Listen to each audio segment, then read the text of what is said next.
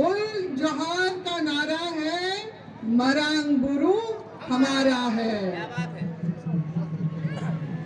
आदिवासी इस देश का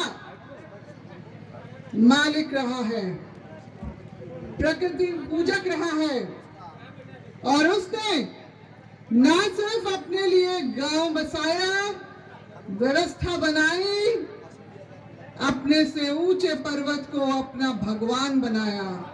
मरांग बुरू पहाड़ देवता, जहां हमारी आस्था है, जहां से हम शक्ति लेते हैं, जहां से हम ज्ञान अर्जित करते हैं, वो हमारे संसार को चलायमान करते रहे हैं।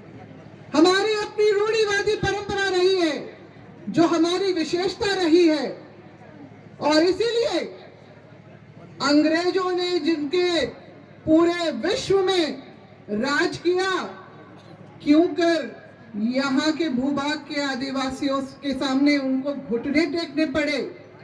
CNT act, SPT act, Wilkinson rule आखिर क्यों बनाया?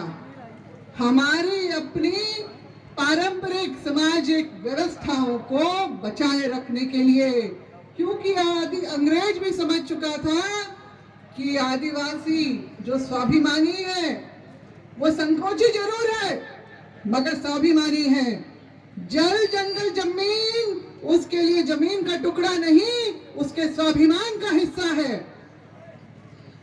हमारी अपनी परंपराएं जो पूरे देश भर में चली, जो हमारी व्यवस्थाएं चली, जो हमारे अगुवाओं ने, क्रांतिकारी अगुवाओं ने जल जंगल जमीन की और अपने स्वाभिमान, अपने अधिकारों की रक्षा के लिए जो लड़ाइयां लड़ी, उसके तहत ही हमको अंग्रेजों ने शेड्यूल जो गवर्नमेंट ऑफ इंडिया एक्ट 1918 और 1935 के अंतर्गत हमारे जो इलाकों को चिन्हित किया अनुसूचित क्षेत्रों के रूप से।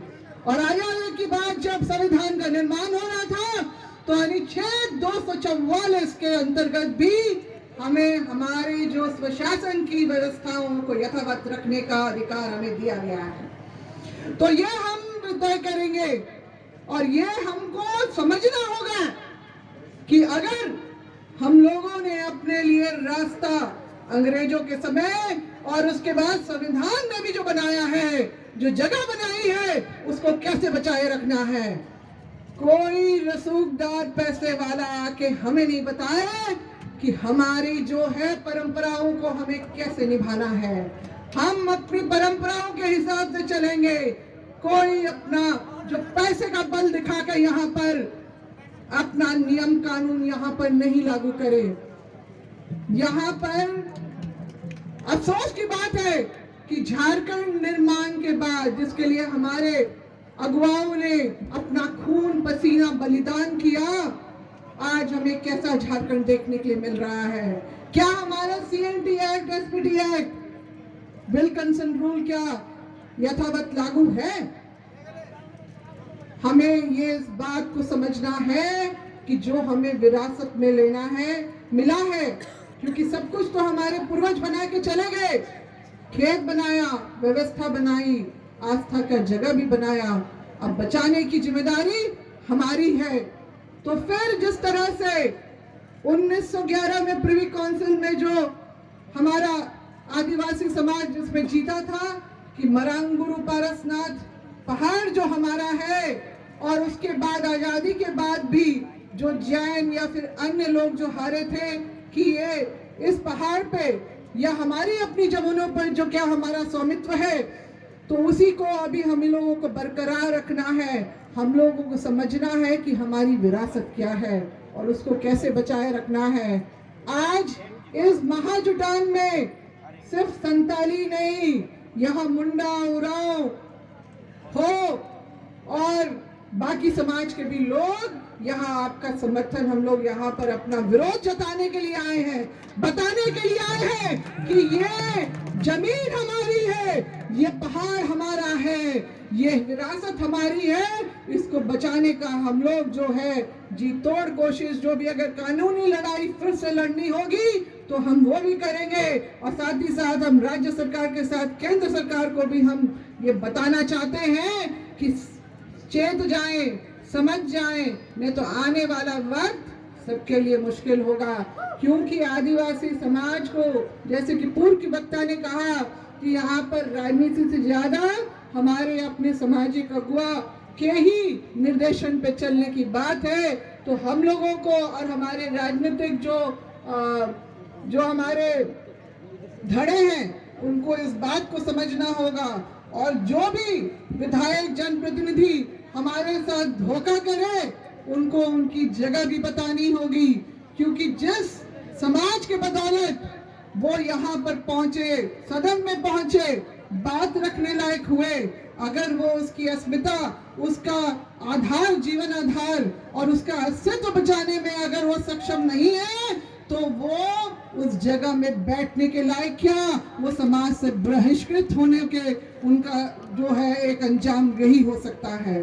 तो आज के दिन में जब मैं यहाँ पर आप लोगों के बीच में आई हूँ तो अपना जो है समर्थन ही नहीं, अपना जो एकजुटता भी यहाँ पर प्रदर्शित करने के लिए आई हूँ। हमारे साथ जितने भी लोग यहाँ रांची से चल के आए अपना कीमती समय देके बस यही बताने के लिए आए हैं कि समस्त आदिवासी परिवार एकजुट रहेगा तो जरूर वो हर लड़ाई जीतेगा।